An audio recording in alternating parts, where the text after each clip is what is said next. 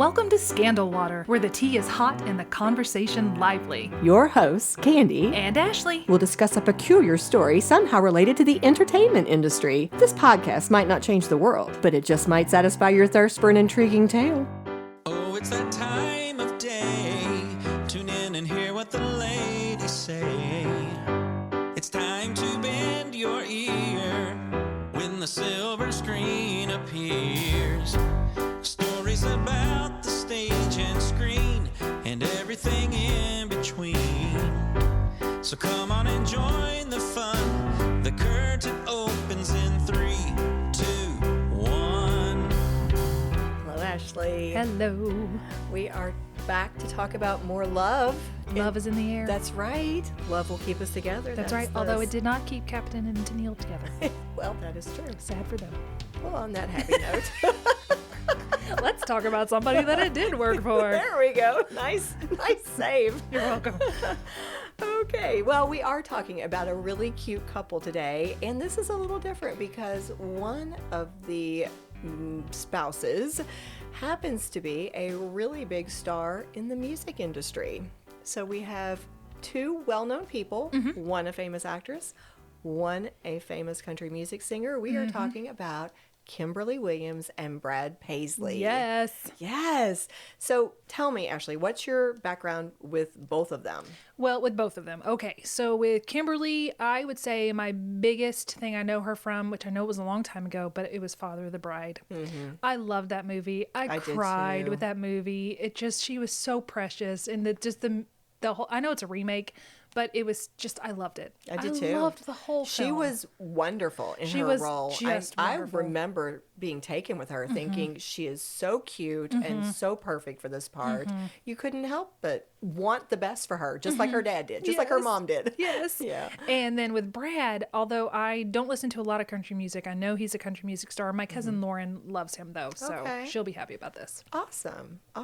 You know, I'm very similar to you in terms of my knowledge Previous of them. knowledge. Exactly. I also became aware of her through Father of the Bride. Loved her so much that I was very excited when the sequel came out. Watched that too. Me too. But the one thing I will add is I saw Kim in According to Jim, the TV Yes, series. she was in that too. Yep. I thought she was so cute. She was the sassy sister. She's very smart aleck, but she was really cute. And so I was a fan of her in that. I actually did not remember this, but in my research, I found out that in more recent years, she's actually done some Hallmark movies. Oh, she you was know she was also the mother in the Christmas Chronicles. Yes, I saw that too. But in the Hallmark purview, she actually has done some movies with her sister, Ashley Williams.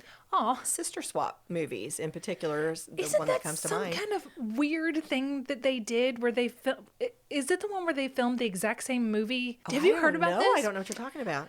Oh golly, this is really tickling the cobwebs of my mind. But there was something where it was this kind of like the same movie, but a little bit different, and it was two sisters that filmed a Hallmark. We'll have to look this up. Maybe at the break. I want to know. It's like yeah, and they filmed it's something like this. It's almost the same plot, but it has two different sisters in the two films. Interesting. Am I making this up? Am I gaslighting myself now? Because I feel like I read this. Okay, remember at the break. I will. Okay, I'm gonna all look it up. Got it. I will say that I found out because I knew nothing about Ashley, but apparently she's really big in the Hallmark world. Not only does she act for them, she writes for them and directs for them. Cool. So, I mean, if she's going to do a project like what you're discussing, it would make sense. But anyway, I will give you just a little quick glimpse into our world. I'm sure you all have picked up on this if you listen to our podcast, but generally you want to try to start with something a little interesting or a little fun. Yeah. And I will, in my mind, I will think about that as the hook. And so as I started to research this couple, the hook fell into my lap. I came across Kim's name in all of these recent news articles, and I don't know how it had gotten by me. I knew nothing about this. Have you heard about the medical challenges that she has been facing over the last couple of years? No.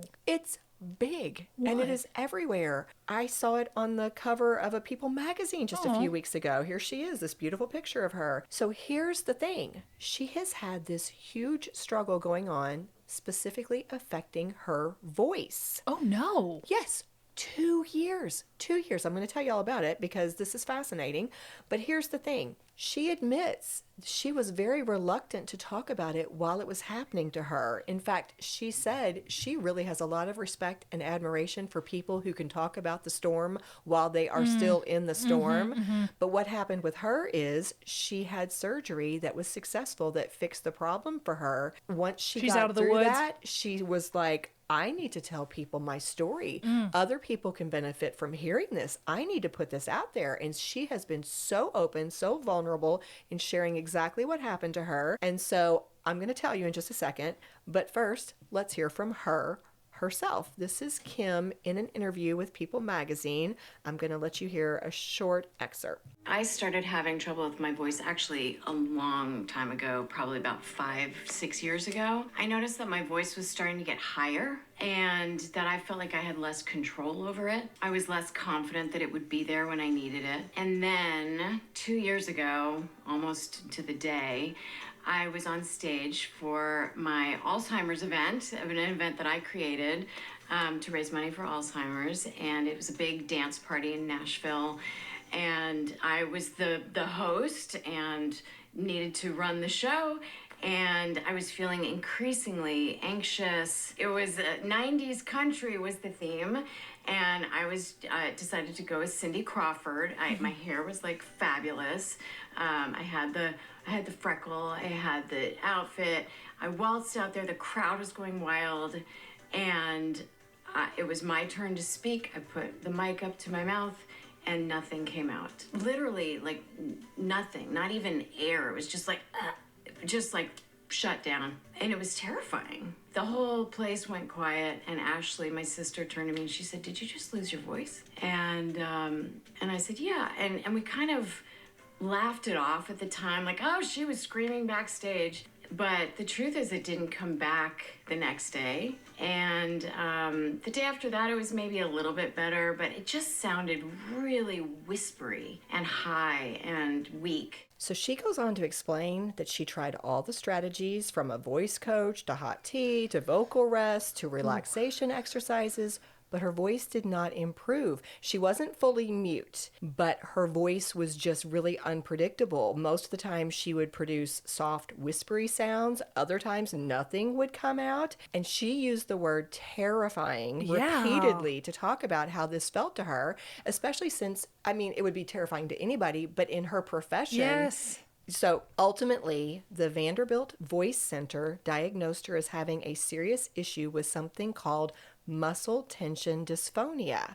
And over the course of the next year, they sent her to different experts who helped her work on unlocking the muscles specifically around her vocal cords, but other parts of her body as well. Apparently, like somehow everything had just tightened up so much that it was literally shutting off her vocal cords. Yes. This is like a year-long process, but when the muscles have finally released quite a bit, now the Vanderbilt doctors could actually put a scope down and see what's happening because it had been so tight before they couldn't do it. And they were able to see that there was partial paralysis with one of her vocal cords, I think it was, and it required surgery. So she had the surgery this last August at Vanderbilt Health in Nashville, Tennessee. And she said, as I've already told you, that as soon as it was over, she knew she wanted to tell people about her ordeal. And in fact, here's part of the Instagram post that she uploaded from the hospital. Oh, wow. She started immediately. She took a picture of herself.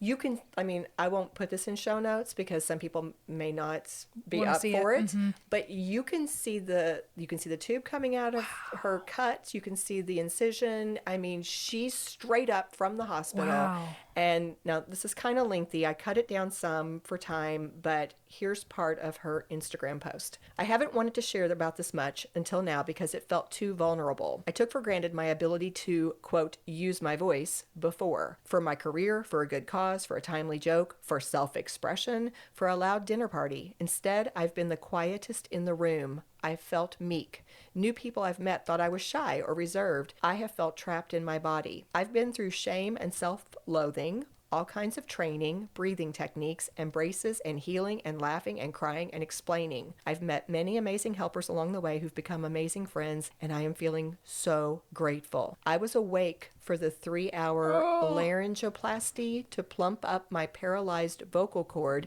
so it hits the other one. I watched a lot of it on a video screen above my head as it happened. All I can say is modern medicine is miraculous. I'm going to come out of the Instagram quote for just a second here to tell you she had to be awake because this is so fascinating. She had shared in other interviews that as they would work on something, she had to talk. She would have to talk, and they could listen to her and go, "No, not quite right yet," and go back in and do more. It's like tuning a piano. Exactly. She said when she finally spoke, and she said the whole room was like, "That's it," and it was fixed. Oh my gosh! Fascinating. Anyway, but to go finish her quote, it says, "The other good news. In the last 2 years, I have found power in using my voice in new ways. I've healed old emotional wounds. I've learned the strength and beauty of silence. I've become a serious meditator. I'm deadlifting over 100 pounds. I'm taking better care of my body. I'm managing stress. I'm dissolving shame. I'm feeling more whole, empowered, and joyful. Was losing my voice worth it? Not exactly. Was it worthless? Not for a second." Wow. Isn't that amazing? That's amazing.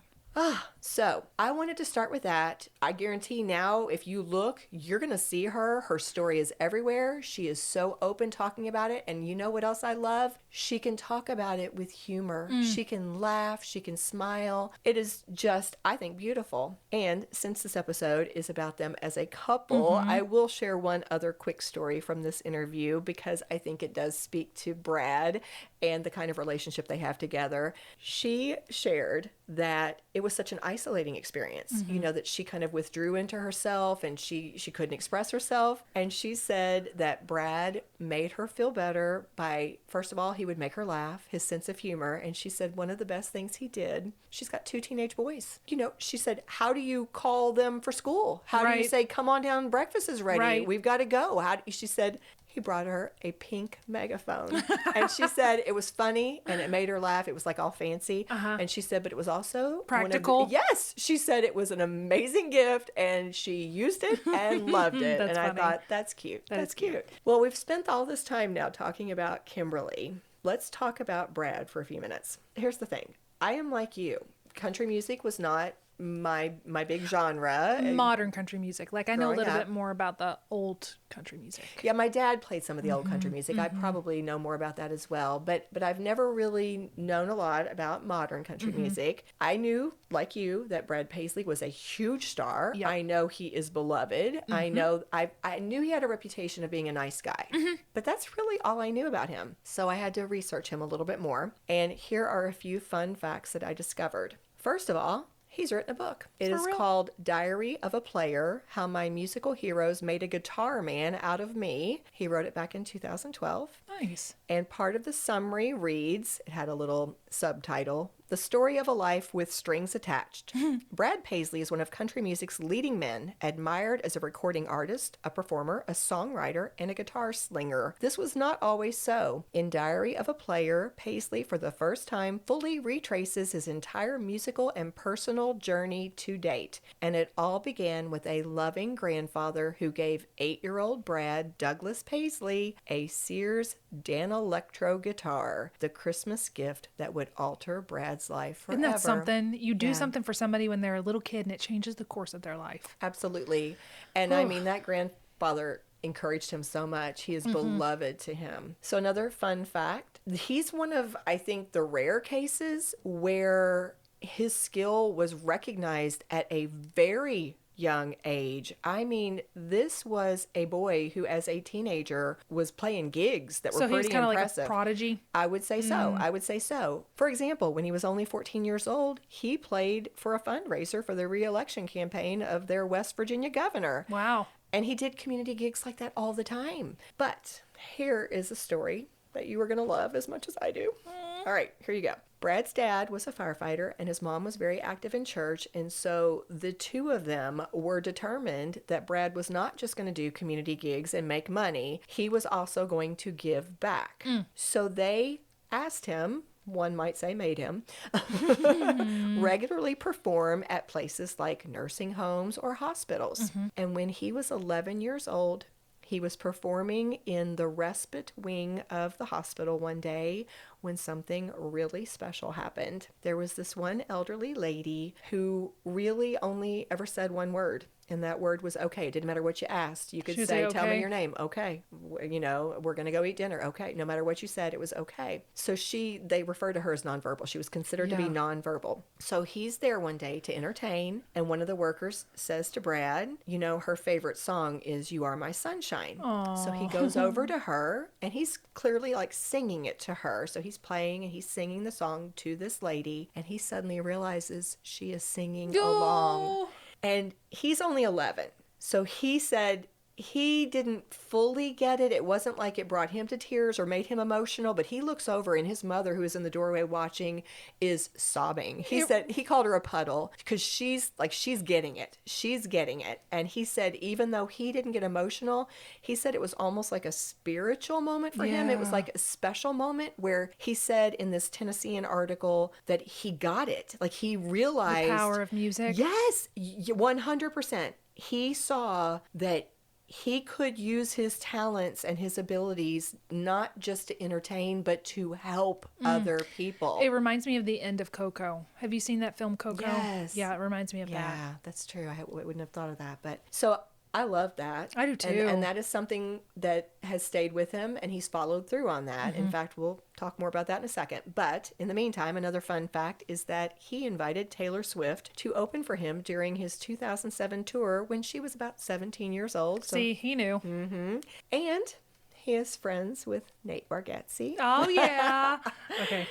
And this past April, Brad Paisley was honored as the Tennessean of the Year in the music category by Tennessean Governor Bill Lee for his leadership and philanthropy. Again, more about that later. Sweet. So there are a few fun facts. Now I hope we know Brad a little better. Yeah. I'm telling you, the more I researched him, the more I liked him. Nice. Yeah. We always like that. We always I don't want to go the know. opposite. The more you research him, like this guy. Why did we pick him? We pick him? Wow. All right, so let's talk about how they met. It's cute because they both talk about this a lot. You know, that's the thing. I guess if you're going to be a couple that stays together for decades, you have to be prepared to get asked the same question. How did you meet? How did you know he was the one? What's the secret of your long relationship? Yeah. Well, they tell the story. We fist fight every night. That's the secret. And whoever wins. We live in different states, and we only speak once a month. Yes, that's the secret, guys. Oh, we are full of love today, We are. aren't we? We're salty today. So, all right, here we go. Kim was only 19 years old when she played the role of Annie Banks in Father of the Bride, starring Steve Martin and Diane Keaton as her parents, and of course Martin Short as the wedding planner. Yes. We've already said this. It was a remake of the 1950 film that starred Spencer Tracy as the dad and Elizabeth Taylor as that same role, Annie Banks. Again, this came up when we did our Breaking Up is Hard to Do episode that was focused on Liz. So if this is a repeat, this is why you recognize it. But anyway, a quick side note is Kimberly was a sophomore at Northwestern University at the time she heard about the auditions, and she just decided... Was it her first film? Yes! She just decided to do it on a whim. Oh my gosh. She said in an interview that's why she thinks she got it, because she didn't- went in yeah, thinking, you know, I'm not going to get this. Who really cares? And she was so casual. She thinks it helped her win the part. Wow. So she ends up, of course, that changed her life. But here's the part that's super cool. Brad actually went to see that movie with a girl that he was dating. And he and the girlfriend loved it, but he does recall that seeing Kimberly in that role made an impression on him. You know, he was impressed by her. Yeah. And by the way, he is younger. So, yeah, he was 18 at the time. Oh, okay. That he Well, saw that's the not movie. much. No, just a little bit. Well, 4 years later, when Father of the Bride Part 2 came out, he was single at the time, and he went to see it alone. And in different interviews, sometimes the details are a little different, but what it sounds like is that he actually was a little sad. Like as he went to see it, it was almost the same time frame. He's seen the sequel as he had seen the first one. He's thinking about that relationship and how it was over. So that part of him, he's got that emotional thing happening. But he was again drawn in by Kimberly Williams. In fact, he told Good Housekeeping, I thought she seems like a great girl, smart and funny and all those things that are so hard to find. So watching this sequel actually inspired his music. His next album that came out was called Part 2. Because again, he was making kind of this, it was metaphor, like this sequel was the part 2, but he was thinking about, do you get a part 2 of relationships? Do you get a sequel of certain relationships? So he called it Part 2, and I believe it was 3 or 4 of the songs that somehow were inspired by or related to the movie. In fact, some of the lyrics literally say in one particular song, it says something about watching this movie. Wow. It straight up calls it out. So because it was playing such a big role in his music, he said in an interview, it felt natural to ask her, meaning Kimberly, to be in it. In a music video? In a music video. Oh, that's slick. That's slick, Brad. He says, even though I didn't know if she was married, divorced, or just out of rehab. Oh, gosh. So the funny part is when Kimberly tells the story, her fallback is, because she's been asked a million times, she always makes a joke about him being a stalker. Yeah, sure. Yeah. So anyway, Kimberly told Meredith Vieira in one interview, he woke up one morning and decided he wanted to call me. So I said, all right, because I'm a sucker for someone who's interested. And we started dating, and pretty soon after that, we were engaged. Wow. Yeah. So just to flesh that out a little bit more, it was actually 2001 when he contacted her, and the request was, will you be in this music video? Yes. The music video that she ended up being in, I watched it. Is it cute? It is adorable. Oh. It's called I'm Gonna Miss Her, and it's a song about fishing. And the premise is... I'm gonna miss her. You know that it? one? I've heard that one. Yep. Okay, yes. So the premise is that the significant other, the girlfriend or wife, whatever she may be, is like, look, you are fishing all the time. You better stop. You spend some time with me or we're over. And he gets rid of her.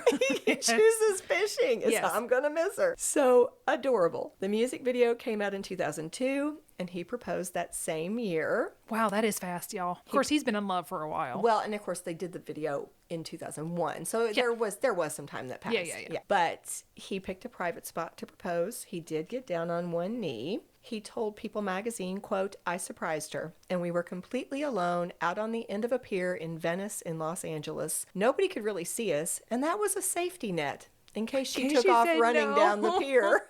Or jumped in the water, started swimming. That, I'm going to say this probably 10 times. That's one of the things that I really like about them. They both have such a great sense of humor. They both laugh and joke all the time. That seems to be a key. I saw it in their interviews. Like, even together they do it, but they individually do it. I think it's just one of their strengths, Their wedding also had a fun little twist. According to that same People article, quote, the musician and the actress surprised their guests and wed during what was supposed to be their wedding rehearsal on March 15th, 2003. They hosted the nuptials at a chapel on Pepperdine University's campus in Malibu, California, and set a denim dress code. Kimberly stunned attendees when she removed her denim jacket to reveal a wedding dress underneath, and the couple wed that night. Wow, I guess that's one way to not have the press. Have the publicity and the press there. Yeah. Although, how long was that denim jacket? I wondered that too. I'm like, I need a picture. See the dress under it? What's happening? I'm going to see if I can find a photo. It's a denim trench coat. I know. That's weird. Yeah. Now, I'm curious. All right. Photo. Okay. Photo. All right. We need proof. They started their family in 2007 with their son, William Huckleberry. Originally, they planned to call him Will, but later changed his nickname to Huck because he was named after Mark Twain's character, Huckleberry Finn. I would hope so. Yeah. Their second child, another son they named Jasper Warren, arrived in 2009, and he got his middle name from that grandfather of Brad's. Oh, I was going to say Warren Buffett. What?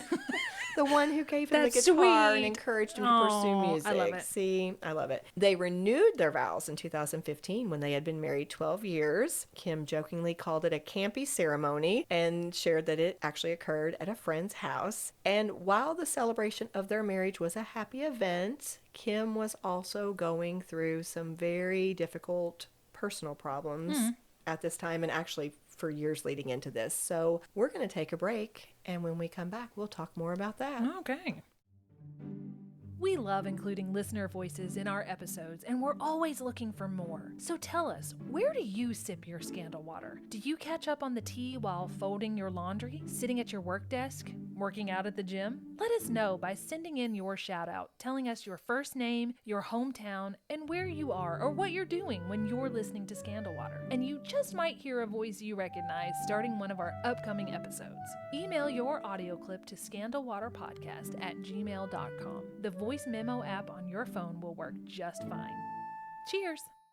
And we are back. All right, guys, I was right. And it is Kimberly and her sister. It's called, according to Google, Hallmark's Sister Swap, A Hometown Holiday, and Sister Swap, Christmas in the City are two movies that feature the same story but with different sisters in each movie. The movie takes place in the same time frame and sometimes overlap. And it was actually the idea of Kimberly and her sister. I love that. Yes. And I thought, I know I'm not insane. But it was, there's a BuzzFeed article that says Hallmark made two basically identical Christmas movies, and the full story is actually wild. So if you want to look into that. But it is them. Sister Swap, A Hometown Holiday, and Sister Swap, Christmas in the City. I wonder if Ashley wrote it, since she writes some of the movies. No, it doesn't say. It says the movies were written by Eric Patterson, Jessica Scott, Claire Boyles, and Zach Hugg. Kimberly, who stars in one movie, and her sister came up with the idea for the movies. They cross into each other's movies. Some articles are saying they even use the same footage. Okay, that would be super cool. Now I want to watch them back to back so that I can see it. I know. Okay, well, there you go. Interesting. Main point is, I'm not crazy.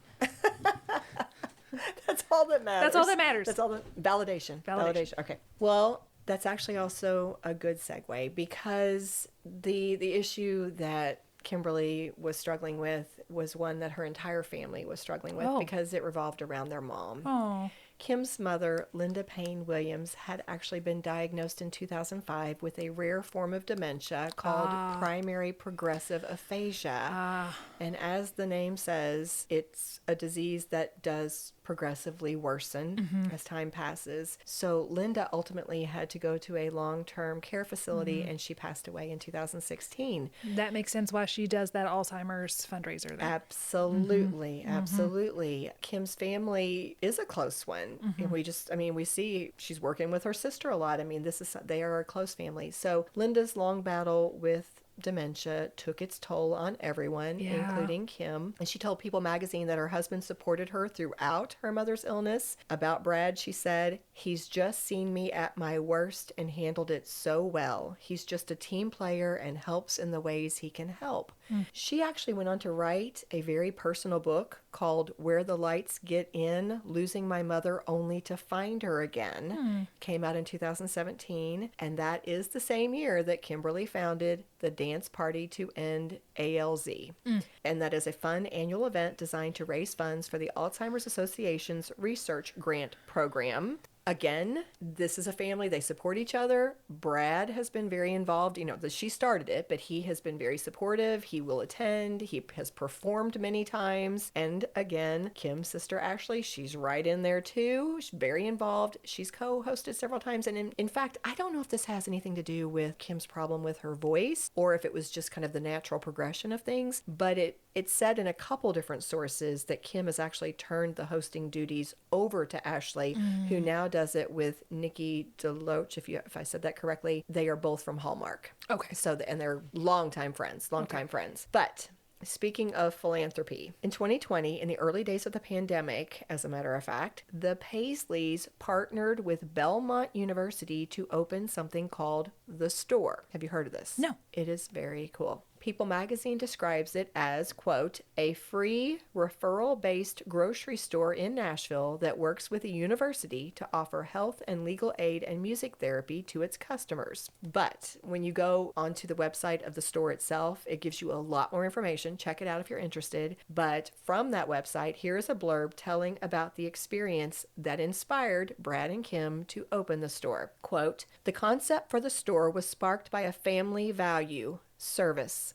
Noticing that their children needed a broader perspective on the world, Kim expressed to Brad her desire for them to begin volunteering. Quote, "We've got to get them into service and get them out of their bubble and help them understand that there are hungry people in the world," Kim shared. This realization led the Paisleys to volunteer with their children at Unity Shop, a free supermarket in California, laying the foundation for what would become the store in Nashville. All this time, since they had that experience, Brad and Kim wanted to open a free grocery store similar to what they'd seen, but in Santa Barbara, because they've said this numerous times. They wanted people experiencing food insecurity, that's the term they used, to be able to shop with dignity and make choices for their family. I like that. In its first year of operation, the store delivered enough free food to make almost 1.3 million meals. Wow. Yeah, and it's a big deal to them. They care about it deeply. Kim told People magazine, "I think this is a big part of our legacy as a family, as a couple. It's of utmost importance to us." I like that. And then, as a side note, in 2023, they held a benefit show to raise money for the store. It was called Groceries with Dignity and Comedy Without, and one of the entertainers was Nate Bargatze. Just a little crossover there. All right, so at the top of the episode, we shared the 2-year struggle that Kim has had with her vocal cords. Actually, I think it's over now, so the struggle she had, past tense, and how Brad and the boys helped her through that. Brad and Kim are celebrating 22 years of marriage on March 15th. That is hard to believe. I know, and they look so young. They do. Yeah, but they have been asked many, many times about their marriage and why they think it's so successful. And here are 2 quotes that I think speak to that. Could have chosen many, chose these 2. First one says, while speaking with People in 2021, Kimberly said, "Focusing on the laughter and keeping a sense of play is key to her and Brad's long-standing marriage. Quote, a lot of married couples would rather do anything but spend the evening together," added Brad. "That's not the case in our house." And here's the final quote. In addition to humor, the couple has credited counseling for their long-lasting union. Meanwhile, Brad has their marriage to thank for music material. "I have more to write about now," Brad said in the Good Housekeeping interview. "Before, I had nothing to write about but failed relationships and life on the road. Now, I feel emotions more deeply in every sense. When you feel that kind of love, it even makes for better songs." Oh, see, now that's sweet. Armchair psychologist. Well, that brings us to our armchair. Let's Ashley. get settled in. Yeah. So again, these are the ideal couples, right? Sure, These are the sure. relationships that inspire us. And when we look at these Hollywood examples that often don't end this way.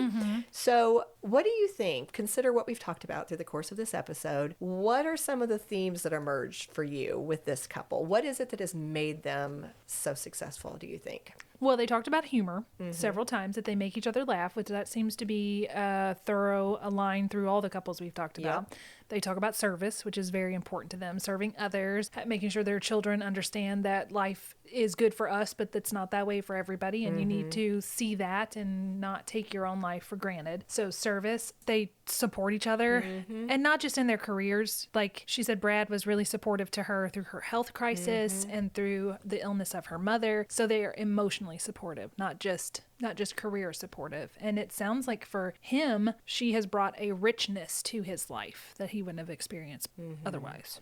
Yeah, I agree with all that, of course, but I think the part I hone into is the part of the vows where you say you're going to love this person in sickness and in health. Yeah. And I think they really illustrate that because, a lot of times if you're fortunate, you don't have to test that out, or at least maybe not for a really long time. Maybe when you're older, you kind of expect that this may come up, but this was probably, I'm guessing, just the most shocking out of the blue occurrence, and for it to last 2 years. That's a long time. That is a long time. And to not know if it's ever going to get fixed. I mean, I'm sure there were times when she was so concerned that this is never going to be addressed. And for him to be there, making her laugh, making, with the boys, making her feel valued and loved, and you're still you, even if this affects your career, even if this affects, all these other aspects.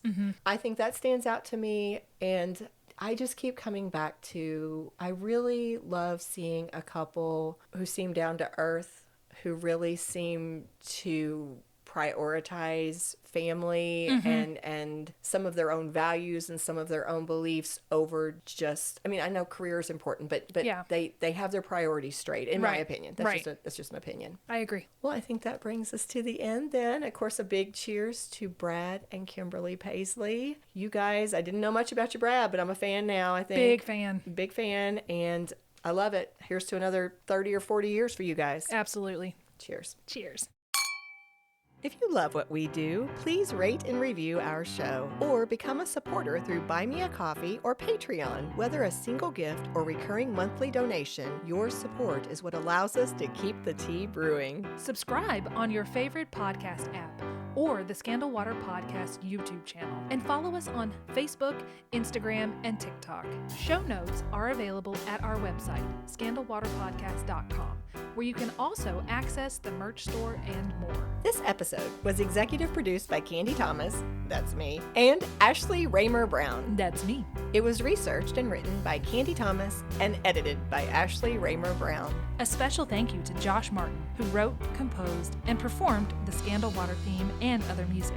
Matt C. Adams, who created the artwork, and Joshua Reith, who designed our website and provides ongoing technical support. As a reminder, this podcast is purely for entertainment purposes. The thoughts and opinions of the host during each episode of Scandal Water are their own and do not reflect the opinions of any future guests, advertisers, or clearly professional psychologists. Thanks for listening.